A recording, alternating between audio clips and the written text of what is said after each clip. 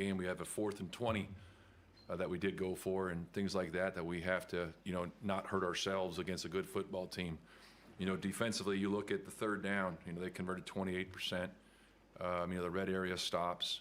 There's some really good things there, but then there's a couple explosive plays against a very explosive player. They're going to make their fair share of plays, but it's just how do you find a way to minimize those to help us win? And then once again, Jim steps up, and that was huge for him. It's just what a great young player, the way he works, the way he shows up every day. He practices the right way. He does everything the right way, and I think our players, they feel that in the return game. You look at the sidelines, everyone's up there now watching because they know he's one block away from taking it, for a big play. And it's great. I was kind of saying all week long there's going to be a big play in the kicking game, and there it was. And you just see the way our team played after that point. So, you need those plays early in the game. And, just certain players in the kicking game, Julius really stepped up, did a nice job. I'm so happy with those guys. But we got to find a way to play 60 minutes of clean football and not hurt yourself. 10 penalties in the game. That just makes it that much harder to play against a good team. So, a lot to improve from. For weeks and, pretty much the entire season, whenever a lot of times we've talked to Cam or we've talked to coaches and you went back and watched the film, it was always, well, he knows that he should have gone here with it, or he knows he should have done this with the ball and plays like that. Yep. How much does it help him coming off a game like yesterday where you can put the film on and he sees himself doing the right thing? Well, I think there's good and bad in every game you watch. And I think there's some, the great thing you saw yesterday is the first pass of the game. Is that something we've talked in here with you guys about him running at times. And then, you always talked about, when you're playing the Chargers with Herbert, all of a sudden he sees something open up as he's going through from, you go across the board of progression. And Cam saw that crease and just took it. He knew he can pick up and get some yards off that. And that's something that he did yesterday. So I think yesterday he took that next step and making plays with his feet. Now the next thing he needs to learn to do is, when he's out of that pocket, get rid of that ball a little quicker and not take some of those hits. So that's kind of the coaching point we talked to him about today is, don't take the unnecessary hits at times, but very pleased with the way he played. And, there's a couple plays that you wish you had back also. Was yesterday maybe his best? Go ahead. Was yesterday maybe his best game of taking what the defense gave him, of being willing to just take a profit and not forcing things? Yeah, I think he's gotten better as from week to week with doing that, and I think it's a great example yesterday's game of not only taking what they give him but then taking off and running. That was the next part of it and the growth of him, but made some really nice plays for us. In terms of the running, had he been, I don't want to say reluctant, that's maybe too strong a word, but you're talking about him seeing it in a new way. Yeah. Had you guys been cautious about asking him to do it as you added that to his plate? Had he been maybe more focused on other things? It seems like the door has opened for him in a new way. Well, I think if you asked him, he'll probably give you his opinion on it or why he's done things, I think. But looking at it, I think early on, as a young player trying to execute the system and trying to do certain things, you play slower overall. And now, like I said, the second play of the game, all of a sudden he's looking to the right and all of a sudden he just takes off. And that's one of those things that we've been trying to tell him from day one, especially like when you move the pocket with him, press the line of scrimmage. And if it's not there, you'd be surprised what a 2 or 3 yard run with your legs, how it helps the next play of positive plays instead of trying to force one back across the middle and bad things happen. So I just think that it was he's progressing the right way on how to play the game and do certain things and making the right decisions. And part of that is that it's doing what he did yesterday more than he's done the entire year. Go ahead. My bad. How often do you find yourself like having those moments where you're like, no. Yes, that was a great play. Like, well, the throw to Restrepo. Yeah, I mean, you go back, the touchdown early in the season to Ellick. He's rolling to the right, and all of a sudden throws like you're like, great play. That's good coaching there. That's what you want to do.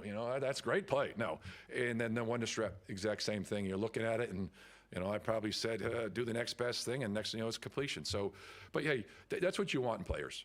You want the players to go out and cut it loose and make plays, because if you look at a call sheet, there's a lot of things on there you calls that they don't always work out the way you want them. It's players. It's players making plays. There's good players on the other side too. There's certain times you got a great design for a play against a certain coverage. Well, that 3 technique blows by your guard, or a defensive end smokes your tackle, and then you got to go out and make a play. You look at a bunch of every year you do red area studies, excuse me. You do red area studies throughout the league, and more often than not, the teams that ad-lib the most and the most efficiently are the best red area teams, because it's players making plays.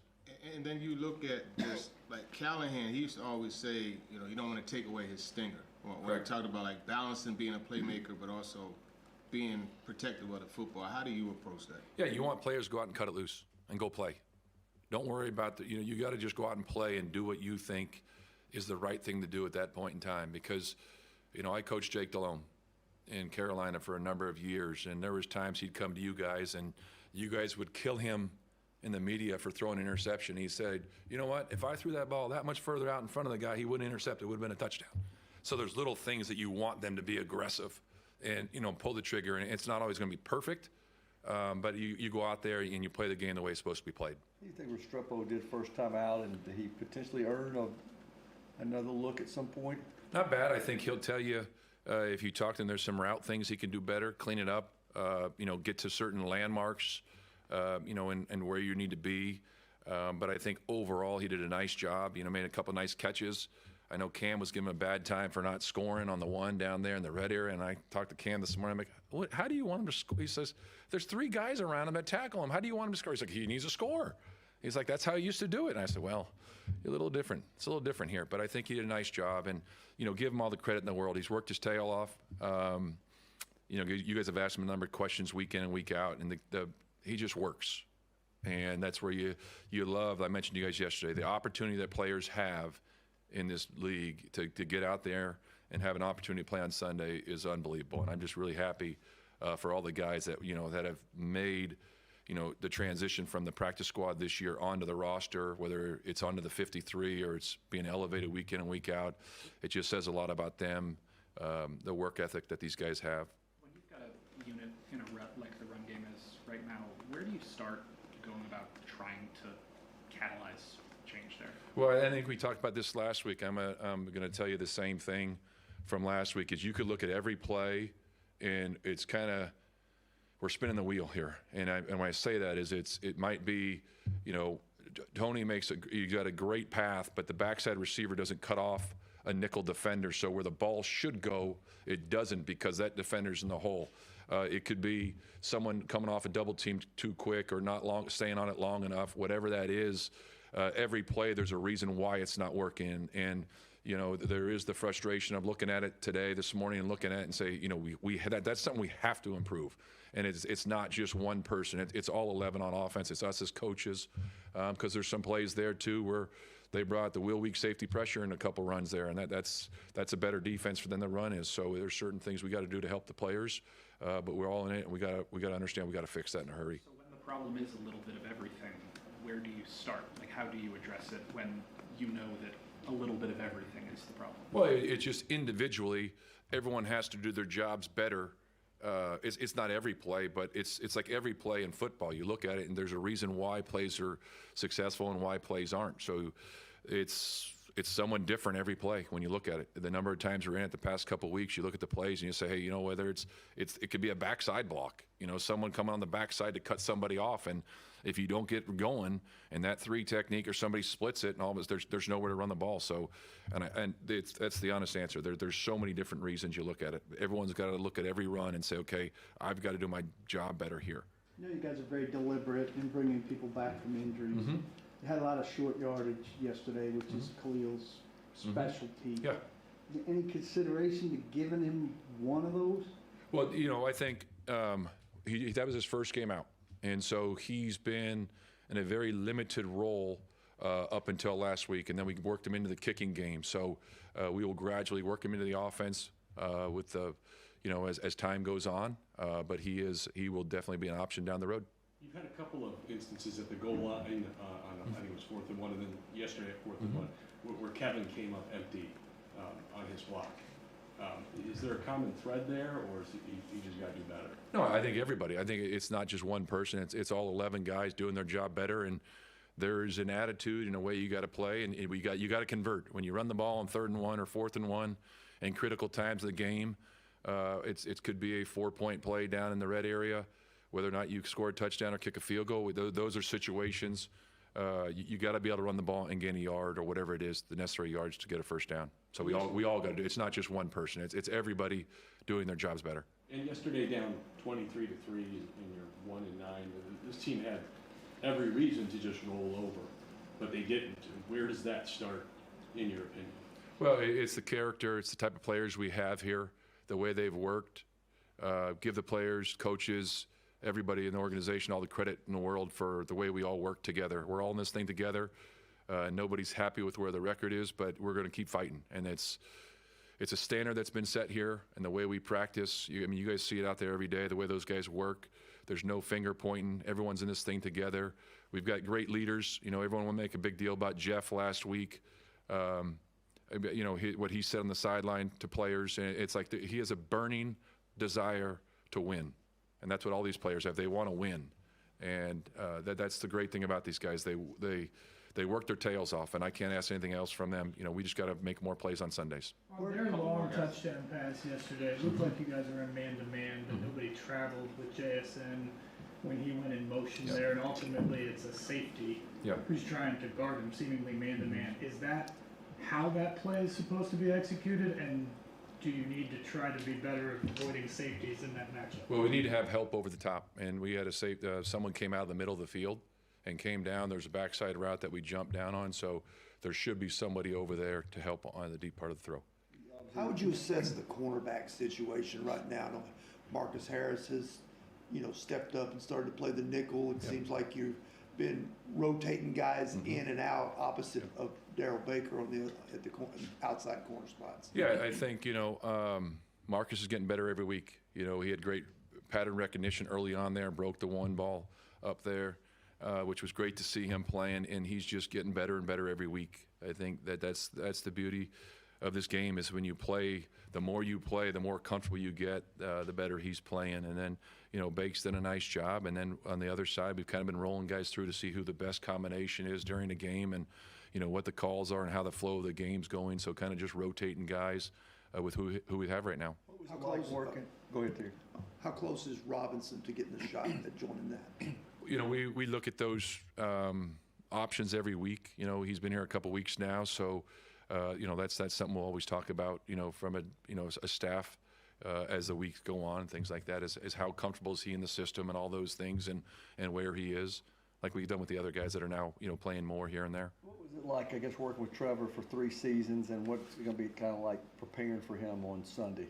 I love working with Trevor every day. From the day I walked in the building back in 2022, when we got there, it was just what a great guy. He works his tail off. The game means something to him. He's a great leader. It was just fun every day, going in there, and I know what it means to him to play the game and, going out there with his teammates in leading the organization. But we got a great challenge. It's a talented team. I know the roster extremely well, very talented in all 3 phases. You see Parker back there in the return game, the explosive plays, a lot like Chim, that he makes those plays often. Defensively, the 2 edge guys that come off the edge are very explosive players, so you got to account for them every play. And then talented, skilled players on offense, and a great running back, one of my all-time favorites, just loves the game. One of Trevor's good old college teammates. When did the injury happen with Dan, and just how do you think Ole played in his absence? Oh, yeah, well, it was later in the game when Dan went down. Ole stepped in and for limited reps in practice. He held his own. There's a couple plays you look at that you wish he would a little firmer, and not give him some push, but did all right. Kevin Winston led the team in tackles. Yeah. Just how instinctive has he shown he could be just in the short time he's been able to play out there? Kevin's gotten better every week. And you guys ask a lot of questions about him week in and week out, and I keep saying the same thing, that it's the improvement week in and week out. And it's just with experience, and I think playing back there with Hooker, multiple weeks now, and the way they communicate, and being in, there's nothing like reps for the young players. And just, I think now with the experience, he's seeing things a lot quicker. And it's just, you becoming a pro, learning, it's not just playing on the field, it's the weekly preparation that leads up to the games. And now he's just flying around out there. But, I just love the way he practices, because he practices the same way he plays. But he's got a very, very bright future.